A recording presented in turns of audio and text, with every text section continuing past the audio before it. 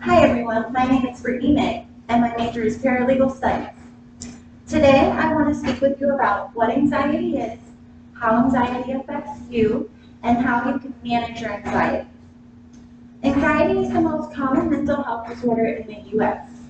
1 in 5 Americans has an anxiety disorder. It is very common among college students. 63% have reported feeling overwhelming anxiety, especially in their first years. I was diagnosed with general anxiety when I was 18. My journey has been a struggle, but with treatment and a positive attitude, I have learned how to manage my anxiety. Oprah Winfrey, Ryan Reynolds, Selena Gomez, and Prince Harry all have an anxiety disorder. Anxiety doesn't care about your social or economic status. It can affect anyone, anytime, anywhere. I want you all to have the tools you need just in case you ever find yourself battling anxiety. Now, I want to begin my speech by explaining what anxiety is. Anxiety is believing the worst will happen, always having persistent fear and worry. You may have trouble focusing on just daily tasks. This is because your brain is looking for a perceived threat and is trying to come up with ways to stay safe. There are 4 types of anxiety: generalized anxiety disorder, social anxiety disorder, panic disorder, and obsessive compulsive disorder. Now, how can a person develop an anxiety disorder? There are many reasons you can develop an anxiety disorder: trauma, stress, a person's genetics, and a person with other mental health disorders, and drugs or alcohol are all risk factors. Anxiety and depressions are linked together, and they usually start in childhood. Women are twice as likely to have anxiety than men. Amazingly, anxiety affects 40 million Americans. Who knew that many people were suffering from anxiety? Now, usually anxiety is good for us. It keeps you motivated and excited for life. But when someone has anxiety, they have nagging, worrisome thoughts that won't stop. What are the effects anxiety has on you?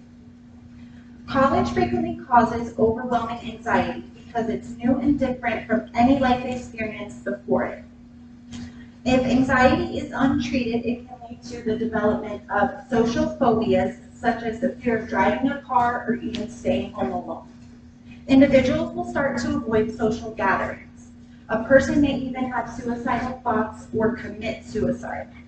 Panic attacks are also a result of anxiety. When you have a panic attack, you feel like the world is closing in around you, and sometimes you feel like you're even going to die. A person might feel faint. Cold hands and feet are also a physical symptom of anxiety. Lightheadedness, sweating, nausea, feeling edgy, restless, shortness of breath, diarrhea, and getting easily fatigued are all physical symptoms of anxiety. Imagine you're always thinking the worst will happen, always having persistent fear and worry. This is how a person feels with anxiety. They feel helpless and trapped. They want to help themselves, but they don't know how to. A recent study suggests that an increase in anxiety happens in the first year of college. Tests, a never-ending workload, peer pressure, and social interactions are very stressful. Anxiety can also increase the risk of health complications such as heart disease, COPD, IBS, and other mental health disorders. Anxiety increases cortisol levels, and long-term exposures leads to decreased immunity and damage to the heart and lungs. Even though anxiety can be stressful, there are ways to prevent and treat it. So, how can you manage your anxiety? For one, if anxiety is causing problems in your everyday life, seek treatment immediately. This is so you can reduce the severity and bring down the frequency of attacks. Always follow your treatment the doctor gives you. Avoid caffeine, smoking, and alcohol because these act as triggers for your anxiety. Aerobic activity can be calming. Make sure your sleep routine is consistent and try to get 6 to 8 hours of sleep. Talk to your doctor to see what might be causing your specific condition and what treatments might be best for you. Involve family and friends and ask for their support. Take any medications as prescribed.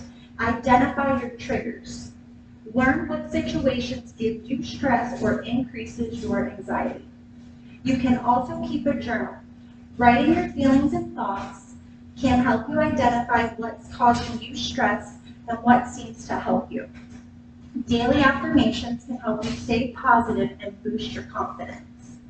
Set boundaries. Utilize coping skills. Practice self-compassion and make sure you plan ahead. In conclusion, anxiety can be devastating to your health, but with these techniques and a positive attitude, it will be easier to manage. Your symptoms. College can be stressful. With all the deadlines, tests, and unknowns, it's no wonder 63% of college students suffer from anxiety. I hope everyone enjoyed my speech. Have a great day.